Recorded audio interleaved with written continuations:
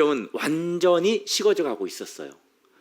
기대하고 고대했던 그 메시아는 오시지 않고 또 여전히 가난과 어려움은 지속되었었습니다. 그러자 사람들의 마음 가운데는 오늘 핵심 주제의 질문이 떠오른 거예요. 하나님께서 과연 정말 우리를 사랑하시는가? 이 질문을 우리 성도님들께서 받으신다면 우리 성도님들은 뭐라고 답하시겠습니까? 누가 이런 질문을 했어요? 그리고 우리 스스로가 이런 질문을 했습니다. 그러면 뭐라고 그들에게 답해 주시고 내 자신에게는 뭐라고 답하시겠습니까? 이스라엘 백성들은 이러한 영적인 권태와 회의 속에서 하나님께서 이제 말라기를 통해서 선지자를 통해서 하나님께서 말씀을 하시는데 우리 1장 2절 말씀 한번 다시 보시겠습니까? 제가 서두를 읽어드릴게요. 여호와께서 이르시되 내가 너희를 사랑하였노라. 아멘이십니까? 하나님께서 먼저 사랑의 선포를 하고 계십니다.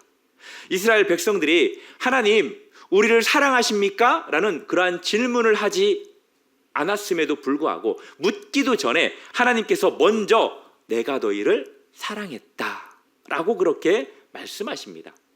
여기에서 사용된 동사의 시제가 어떤 거냐면 완료형이에요. 완료형. 그러니까 하나님께서 나는 지금 너를 사랑한다 라고 말하는 것이 아니라 나는 이미 너를 사랑해 왔고 지금도 계속해서 사랑하고 있으며 앞으로도 계속해서 사랑할 것이다 라고 그렇게 말씀하고 있는 의미를 담고 있어요. 하나님의 사랑을 가끔씩 우리가 반응하고 또 우리의 상황에 따라 하나님께서 나를 사랑하는 것으로 생각합니다. 그렇지만 우리의 반응이나 상황에 따라서 시작되거나 멈추는 그러한 감정이 아니라는 거예요. 하나님의 사랑은 우리의 상황하고도 상관없고요. 또 우리의 반응하고도 전혀 상관이 없다라는 거예요. 믿으십니까? 하나님의 사랑은 영원 전부터 시작해서 영원까지 계속되는 불변한 사랑이라는 거예요. 이것을 신학적인 용어로 뭐라고 하냐면 선행적 은혜라고 합니다. 선행적 은혜. 하나님의 사랑과 은혜가 우리의 반응과 행동보다 먼저 있었다라는 거예요. 우리가 먼저 하나님을 사랑한 것도 아니죠. 하나님께서 먼저 우리를 그럼에도 불구하고 사랑하셨어요. 그래서 우리가 지금 이 자리에서 함께 모여서 예배를 드리고 있는 겁니다. 하나님께서 우리가 하나님을 찾기 전에 우리를 찾아와 주셨고 우리가 하나님 앞에 돌아가기 전에 하나님께서는 계속해서 우리를 기다리고 계셨다라는 거예요. 얼마나 우리가 하나님을 멀리 떠나려고 노력을 했었습니까? 그렇죠. 저만 떠났죠. 우리 성도님들은 안 떠났죠. 한 번도. 그런데 참 제가 하나님 앞에 돌아가기 전에 저는 하나님은 그 자리에 그대로만 있는 줄 알았어요. 우리 성도님들은 어떻게 생각하십니까? 이 말에. 그렇다고 생각하십니까? 틀린 말은 아니죠. 그런데요, 하나님은 그 자리에만 계속 있는 분이 아니라 계속 내 뒤에 따라오시더라고요. 저는 그것을 느꼈어요. 저는 멀리 도망간다고 했지만 뒤돌아보면 제 뒤에 계신 거예요. 그때마다 깜짝 놀랐어요. 그래서 깨달았죠. 뭐 그런 표현이 있잖아요. 뭐 누구는 뭐 손바닥, 뭐 그런 거 있잖아요. 뭐 모르는 것처럼 그러세요. 아무리 우리가 뛰어도 날아가도 우리는 하나님 손바닥 안에 있다라는 사실을 우리 성도님들 기억하시기를 바랍니다. 그런데 이스라엘 백성들의 반응은 어떻냐면 그러나 너희는 이르기를 주께서 어떻게 우리를 사랑하셨나이까 하는도다. 놀랍게도 그들은 하나님의 사랑에 그 고백에 의문을 제기합니다. 어떻게 사랑하셨습니까? 이 질문은 단순한 호기심의 그 질문이 아니에요. 어떻게 사랑했냐? 이런 호기심의 질문이 아니라 이 질문 속에는 이스라엘 백성들의 불신과 원망이 담겨져 있습니다. 왜? 자기네들은 너무나도 힘들기 때문에, 너무나도 가난하고 고통스럽기 때문에 보내주신다는 그 메시아는 오시지 않고 계속해서 살아가는 것이 힘들다 보니까 그러면 어떻게 우리를 사랑했냐라고 그렇게 불신과 원망의 이야기를 하는 거죠. 이것은 쉽게 표현하면 그거예요. 하나님, 당신이 정말 우리를 사랑한다면 우리의 삶이 이렇게 힘들어서는 안 된다라는 겁니다. 왜 약속하신 그 수많은 축복들을 우리에게 베풀어 주시지 않느냐? 왜 우리는 여전히 가난하고 주변 민족들에게 이렇게 무시당하고 있냐라는 그러한 질문이죠. 이것은 제가 서두에도 질문했던 것과 같습니다. 우리와 비슷해요. 삶이 어렵고 기도의 응답이 더딜 때 우리는 하나님의 사랑을 의심하게 된다라는 거죠. 하나님께서 나를 사랑하신다면 내가 지금 이런 삶을 살면 안 되거든 이라고 우리는 생각을 한다는 거죠. 그러한 조건절로 우리는 하나님의 사랑을 시험하고 있지는 않으십니까? 저도 한때는 그랬어요. 저도 모태신앙입니다. 어렸을 때부터 신앙생활을 깜냥이 했어요. 주일 성수 거의 다 했습니다. 어렸을 때. 그리고 하물며 헌금은 딱 한 번 아이스크림 사 먹은 거 그거밖에 없어요. 내가 헌금을 도둑질한 건. 예, 그리고 제가 열심히 신앙생활을 했어요. 그래서 저는 정말 잘 될 줄 알았어요. 제 꿈은 신앙생활 잘해서 장로 되는 거였어요. 왜? 장로는 무조건 부자인 줄 알고, 예, 장로는 하나님이 복 주시는 줄 알고, 예, 그 목회자는 가난하더라고요. 그래서 목회자가 되고 싶지 않았어요. 장로가 되고 싶었는데 아무튼 어찌됐건 청년의 때에 취업의 문은 열리지도 않고, 그리고 결혼하고 싶은데 여자는 만나기 어렵고 나의 삶은 너무나도 보잘것없고, 이럴 때 저도 그 생각했었어요. 하나님이 살아계시는지, 그리고 정말 나를 사랑하시면 이러면 좀 안 되지 않냐라는 그런 생각을 했었다는 거죠. 저도 교회 가면 행복하고 세상에 나오면 너무나 고통스럽고 참 힘든 시간들을 보냈었습니다.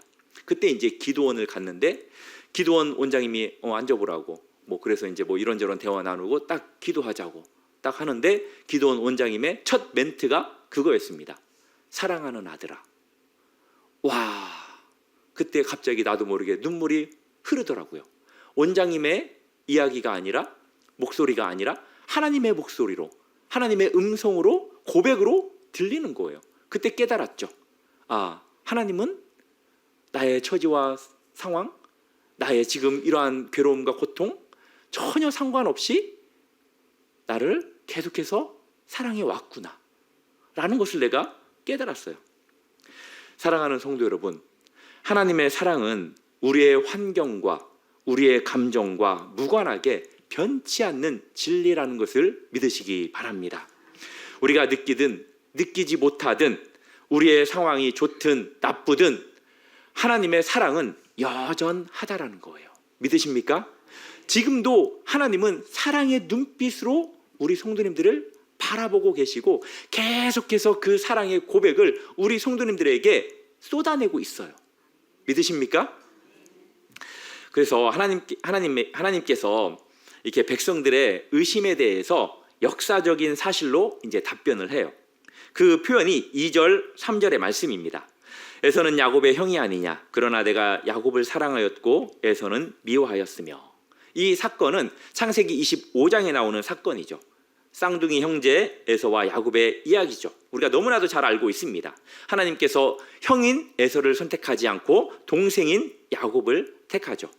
그것도 창세기를 읽어보면 그들이 태어나기도 전에, 그들이 선이나 악을 행하기도 전에 하나님께서는 동생 야곱을 선택하십니다. 우리는 여기에서 이제 미워하다라는 이 표현이 상당히 당황스럽죠.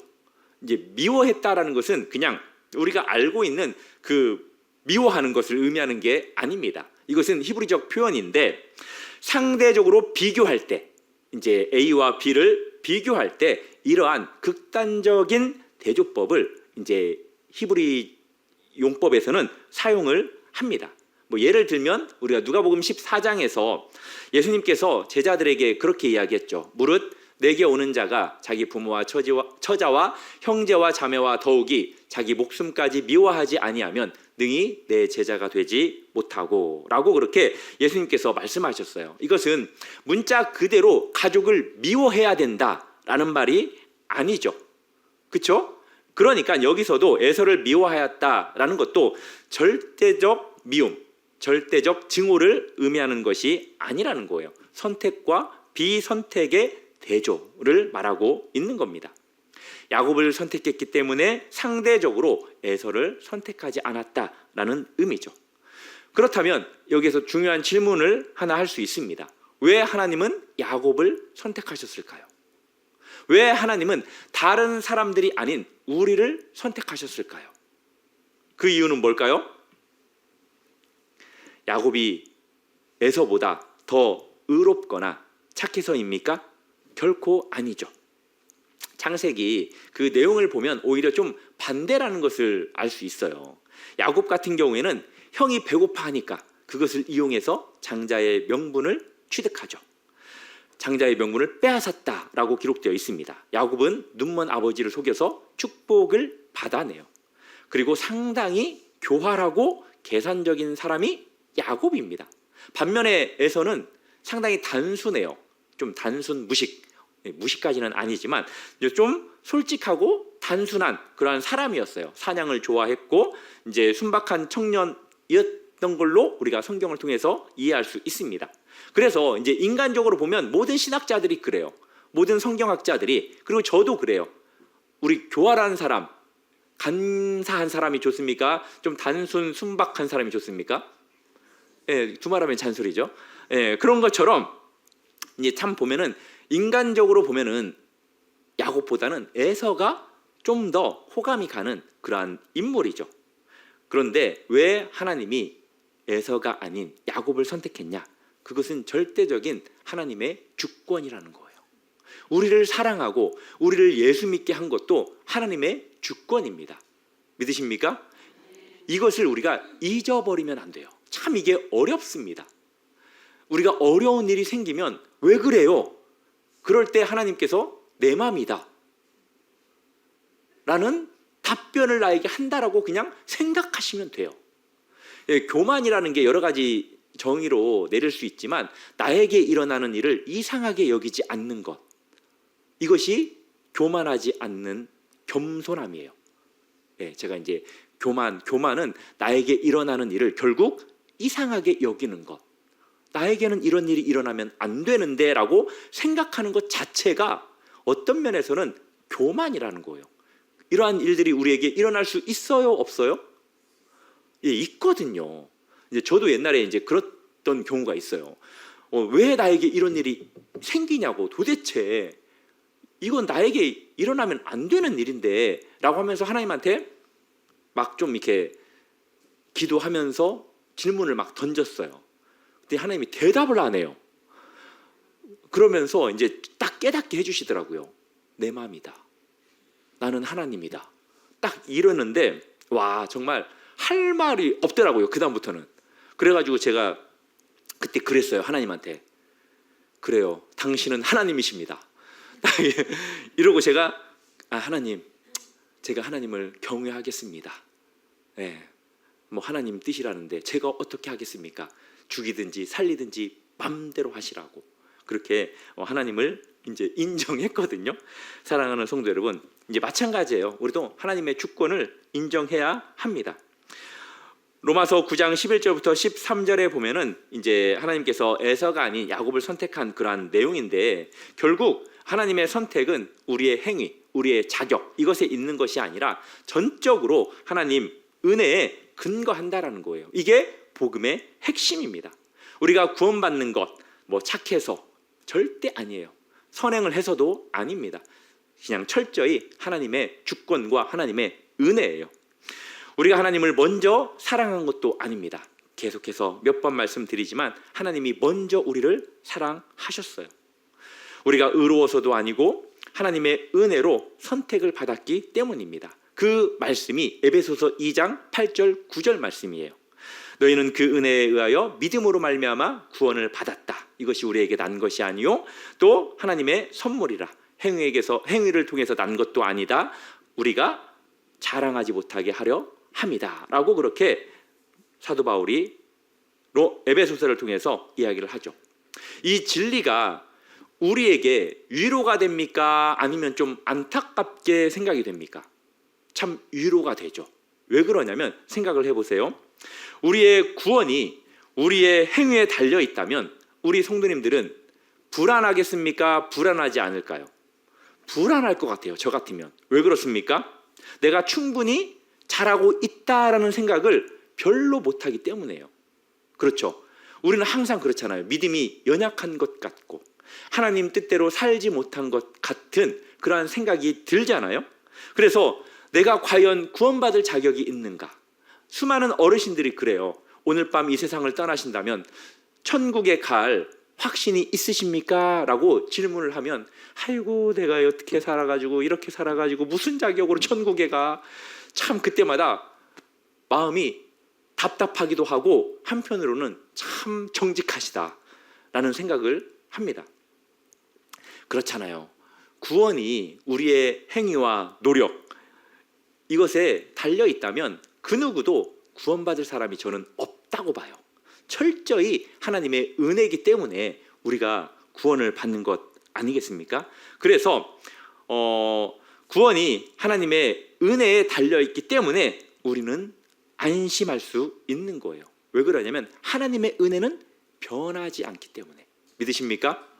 절대 하나님의 은혜는 우리를 향한 구원의 은혜는 변하지 않는 줄을 믿으시기를 바랍니다. 그래서 그 어떠한 상황에서도 우리 성도님들은 당당하시면 돼요. 담대하시면 되고 자신감 있게 살아가시면 됩니다. 어차피 우리가 살 날은 몇 년 남았어요? 이제 50년, 60년, 70년밖에 안 남았어요. 그 정도만 사시면 돼요. 좀 웃을 줄 알았더니 너무 제가 많이 썼나요? 네. 하나님께서는 이제 또 당신의 그 사랑 이것을 증명하기 위해서 구체적인 역사적인 예를 제시하는데 이제 그게 3절 말씀입니다. 에돔을 황폐하게 하였고 그의 산업을 광야의 이리에게 넘겼노라. 우리가 잘 알고 있죠. 에돔은 에서의 후손입니다. 뭐 지금 요르단 남부 지역 이제 이쪽이 이제 에돔의 땅이라고 볼 수 있는데 이제 역사적으로 보면은 이 에돔이 이스라엘의 형제지만 이스라엘을 상당히 괴롭혔어요. 매우 적대적이었습니다. 그것을 하나님께서는 에돔의 죄악으로 이야기를 해요. 이 에돔의 이 죄에 대해서 아주 잘 언급해 놓은 책이 있습니다. 구약성경. 어떤 책일까요? 자, 화면에 보면은 지금 저렇게 써 있죠. 저 책이 어떤 책일까요? 네? 잠깐 지금 뭔가 정답이 나오는 것 같기도 하고 뭔가 다른 이야기를 하는 것 같기도 하고 예, 오바댜죠. 예, 여기 순장님들 역시 순장님들이 확실한 답변을 해주시네요. 예, 이 에돔이 자신의 형제인 이스라엘을 상당히 괴롭혔어요. 폭력을 가했고요. 이스라엘이 당하는 그 재난을 조롱합니다. 기뻐했어요. 웃었어요. 그리고 방관해요. 너희들은 마땅히 그렇게 당해도 돼. 그러면서 또 자신들도 적극적으로 가하는 그러한 내용들이 오바댜에 잘 기록이 되어 있어요. 시간 관계상 우리 성도님들이 나중에 집에 가서 읽어보십시오. 특히 기원전 586년에 바벨론에 의해 이제 예루살렘이 멸망하죠. 에돔은 이때 바벨론 편에 서가지고 이스라엘을 공격합니다. 단순히 정치적 선택이 아니었어요. 이 에돔의 행동은 뭐였냐면 형제를 배신하는 아주 악한 행위였던 거예요. 이 내용에 대해서 시편 기자가 시편 137편 7절에서 이렇게 기록합니다. 같이 한번 읽어볼까요? 시작.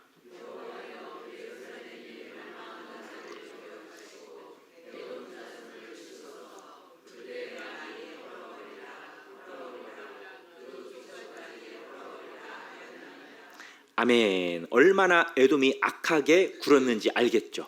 그래서 이 시인이 예루살렘 멸망하던 날을 기억하시고 에돔을 대신 쳐달라라고 그렇게 요청을 합니다. 그 결과 하나님께서는 정말 에돔을 심판하시죠. 기원전 6세기에 쇠퇴하기 시작하면서 결국 이제 기원전 4세기 경에 나바테아인이라는 이제 아랍 유목민 출신의 이제 셈족들이 있어요. 이 족속에게 이제 쫓겨나가는 그러한 수모를 겪게 됩니다. 그래서 그 땅은 황폐해지고 결국 그들의 산업은 광야의 짐승들에게 이렇게 넘어가게 되는 거죠. 4절 말씀 한번 보실까요? 4절에 보면은 에돔이 아무리 재건하려고 해도 하나님께서 그것들을 다 무너뜨릴 것이다 라고 말합니다. 하나님께서 그들을 심판했기 때문이죠. 반면에 이스라엘 백성들은 어땠었습니까? 바벨론에 의해 멸망을 했지만 70년간 포로로 끌려갔지만 결국 그들의 모든 것들은 회복됩니다. 이제 에돔과 이스라엘의 차이가 여기에 있는 거예요. 에돔은 심판으로 영원히 멸망했지만 이스라엘은 징계 후에 회복됐습니다. 에돔의 땅은 황폐한 채로 남았지만 이스라엘은 고토로 다시 돌아왔어요. 에돔은 궁극적으로 모든 민족이 사라졌습니다. 그렇지만 이스라엘은 민족의 정체성을 다시 회복했죠. 그리고 에돔의 성전은 다시 세워지지 못했지만 이스라엘의 성전은 다시 재건되었습니다. 왜요? 하나님께서 이스라엘을 사랑하셨기 때문에. 하나님께서 사랑하시는 자는 하나님께서 지켜주시고 보호해주시고 다시 회복시켜 주신다라는 것을 믿으시기를 바랍니다. 저도 예전에 그런 어려움 가운데 있었지만 하나님의 사랑을 저에게 가르쳐 주셨고 궁극적으로는 하나님의 때에 다시 일으켜 주시고 세워 주시더라고요. 우리 성도님들도 분명히 어려운 상황에 있다면 하나님의 그 신실하신 사랑을 참고 기다리시기를 바랍니다. 우리는 누구입니까? 하나님의 자녀들이에요. 히브리서 12장 6절부터 8절까지 보면은 하나님께서 사랑하시는 자를 징계하신다라고 분명히 말씀하고 있습니다. 징계를 하지 않는 자는 오히려 사생자다라고 이야기를 하고 있죠. 그래서 하나님께서 사랑하시는 자는 하나님이 원하는 모습으로 만들기 위해서, 성장시키기 위해서 때로는 징계를 하신다는 거예요. 그 징계의 목적이 뭡니까? 멸망시킴에 있지 않아요. 다시 회복시키기 위함입니다. 심판하려고 그러는 것이 아니라 교정시키기 위해서 하나님께서 그렇게 징계를 내리신다라는 거예요. 그리고 이제 마지막 5절 보면은 너희는 눈으로 보고 이르기를 여호와께서는 이스라엘 지역 밖에서도 크시다 하리라. 아멘. 이스라엘 백성들은 눈으로 직접 보게 될 것입니다. 하나님께서 어떻게 에돔을 심판하시고 이스라엘을 회복시키는지 그때 그들은 고백하게 될 거라는 거예요. 여호와께서는 참되고 위대하시고 또 그분의 사랑은 진실하시다. 역사가 하나님께서 이스라엘을 사랑했다라는 것을 증명하죠. 오늘날까지 존재하는 것을 통해서도, 그리고 에돔이 사라졌다라는 것을 통해서도 우리가 하나님께서 에돔이 아닌 이스라엘을 사랑했음을 알 수 있습니다. 그러나 하나님의 사랑에 대해서 가장 위대하고 완전한 증거는 누구일까요? 예수 그리스도입니다. 구약의 모든 이야기들, 그리고 이스라엘과 에돔의 대조, 또 선택과 은혜에 대한 이 모든 교훈은 결국 십자가를 향해 나아가고 있다라는 거예요. 예수님께서도 하나님께 사랑의 음성을 들었었죠. 언제 들었었죠? 2번? 세례를 받을 때, 그리고 또 하나는 변화산에서 그렇게 2번 들었죠. 세례 받을 때에는 이는 내 사랑하는 아들이요 내 기뻐하는 자라. 변화산에서는 이는 내 사랑하는 아들이요 내 기뻐하는 자니 라고 이렇게 하나님께서 2번씩이나 공개적으로 이는 내 사랑하는 아들이다 라고 선포하셨어요. 그런데 이 하나님께서 사랑하신다라는 이 예수님의 삶은 어땠습니까? 우리가 잘 알고 있죠. 예수님의 삶을 잠깐만 살펴보자면 하나님의 아들이셨어요. 그런데 예수님이 어디에서 태어났어요? 마구간에서 태어났습니다. 그리고 태어난 지 얼마 되지 않았는데 자신을 죽이려고 했던 그 헤롯의 칼을 피해서 어디로 도망갑니까? 애굽으로 도망가죠. 이 나라에서 다른 나라로 도망가는 것을 뭐라고 합니까? 난민이라고 그러죠. 다른 나라로 가는 것을. 그리고 공생애 동안에 예수님께서는 머리 둘 곳이 없다라고 이야기를 하셨죠. 그리고 고향 사람들에게도 배척을 당하셨어요. 이는 그 목수의 아들이 아니냐. 하물며 종교 지도자들에게도 미움을 받았습니다.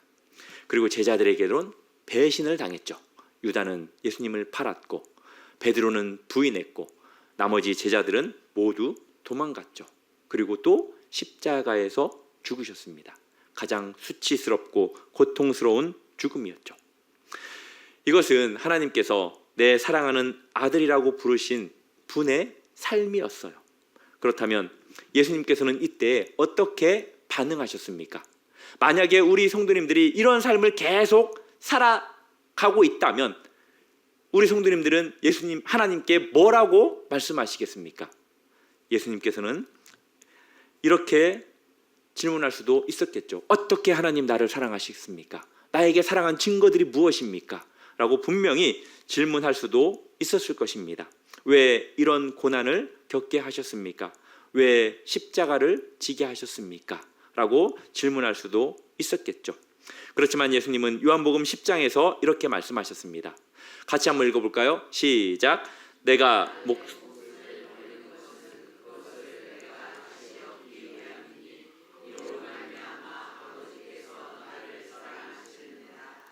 아멘. 18절에 보면은 이를 내게서 빼앗은 자가 있는 것이 아니라 내가 스스로 버리노라. 나는 버릴 권세도 있고 다시 얻을 권세도 있으니 이 계명은 내 아버지에게서 받았노라 하시니라. 아멘.